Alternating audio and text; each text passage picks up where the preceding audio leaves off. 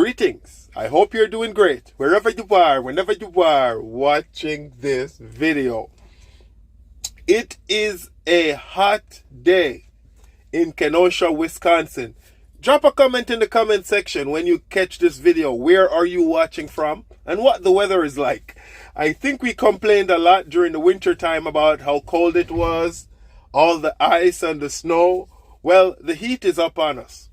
The heat is up on us. I'm just sitting here at a receiver waiting for this trailer to get unloaded. I am, I have a little time on my hand, and I was just thinking about your long-term plan and your short-term plan in trucking, and just talking to people who I especially try to go the leasing route.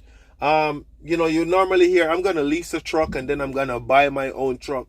And then you get in contact with them 6 months, sometimes even 3 months, even less than that later. And you're like, what's going on? How's it going? And they're like, man, I turned in the lease. I quit that program. When you have a long-term goal in trucking, there are going to be challenges, which is why it is very important to do your research on whichever aspect of trucking you want to do. Even just being a company driver, I usually tend to see during your first month or 2 months with a company, there is so much happening, so much moving parts. It's easy to get frustrated, and even people with a short-term goal who just go to a company, they quit very quickly. So it's all about sticking to your plan, making sure you have a plan. A lot of people get into trucking because it was oversold to them by someone about how much money you can make. And the truth is, when you get into trucking, you realize it's not that job that just instantly turns you into a millionaire. Working and buying a truck isn't as easily done as said. And, you got to have a plan. You got to be able to execute. But also, when life punches you in the mouth, be able to get back up. Have a network, which is why I like to, have people who I can lean on, who I can trust. I try not to just trust anybody, and go about telling anybody what you're doing, what your plans are, because, you know how this world is. But just here getting unloaded and sitting and thinking about it. If you are out there planning to lease a truck and get your own truck, it can be done. Don't let anyone persuade you from not doing it. Being a company driver is okay too. It all depends on what your plan is, what your situation is like, especially in the beginning of your trucking career. So many moving parts, as I said, back home doesn't stop moving because you are out here driving a truck, and if needs be where you are feeling mentally overwhelmed by the job, it's okay to take some time off. You know what I mean? If you're in a company and you just start and things are not going exactly how you want it to go, find the channels to communicate through. Talk to HR, talk to your dispatch manager. Sometimes it might be just a regular safety issue, or, talk to the safety team, talk to the mechanical team if it's something with the truck. When it comes to your salary, that's the big one.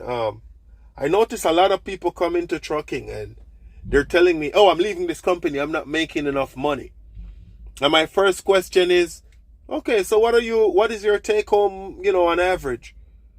And when they tell me, most of the time, I have to remind them, hey, you have a brand new CDL. You don't have a year of experience. So the job that you were coming from, what were you making?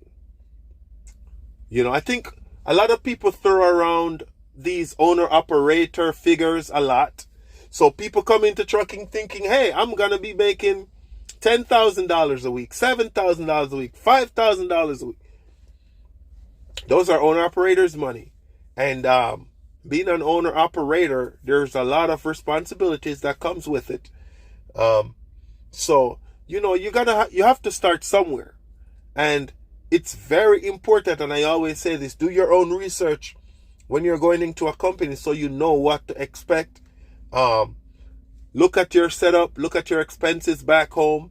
So now you know how to operate and how to ease yourself into trucking, because with a brand new CDL with not much experience, you're not going to start at the top of the paying grade. And that's okay. You'll work your way up.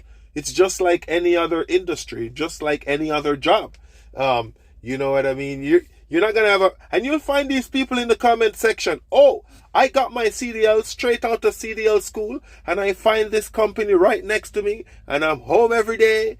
Or they probably say they're home every weekend, or, you know, and I'm making, let's just say, $2,000 a week after tax and so glorious, and it sounds so shine and gloomy. There are some one-offs where people will find these things. I know a guy that I trained at Hirschbach. He found a company in New York that told him if he left Hirschbach, they will pay the money for the CDL school. They will also pay him, I think it was close to $2,000 a week. He was running within the New York, Pennsylvania area. He was home at least 3 nights a week. I'm like, where do you find these jobs? So they do exist. I'm not saying that they don't exist. But in most cases, you're going to have to start at a starter pay rate. So check around, know your expenses at home, and see what works best for you. And when the going gets tough, hang in there. Hang in there. I say hang in there, but also it's very important to know your self-worth. There's certain things as a driver with a company I will communicate with my family and be like, okay, we'll sacrifice and keep going and keep going. But you have to have a limit. You have to have a cutting point where you're saying, okay, it might be time to move on from this company because it's not working. Or if you're a lease operator, hey, it might be time to go back to being a company driver if it's not working. Or you might just get into trucking and trucking might just not be for you. Don't be afraid to go back to the drawing board and say, you know what, I don't think this industry is for me. And that's fine. My very first trainer at Prime Inc., he told me he thought he could put tiles into people's room on the floors and stuff. And he was very bad at it. It just wasn't for him. He said he put everything into it. He likes trucking, and now he's a truck driver. So just want to share that thought with you today. Hope it helps somebody out there who, might have some questions early on into their career, or you're thinking about joining the industry. Hey, if you are new to this channel, click that subscribe button, drop a like. You know, the interaction helps the channel out. Hey, I won't keep you too long. Until then, y'all stay safe out there. As I always say, I hope you're doing great wherever you are, whenever you are watching this video. See you soon. Peace.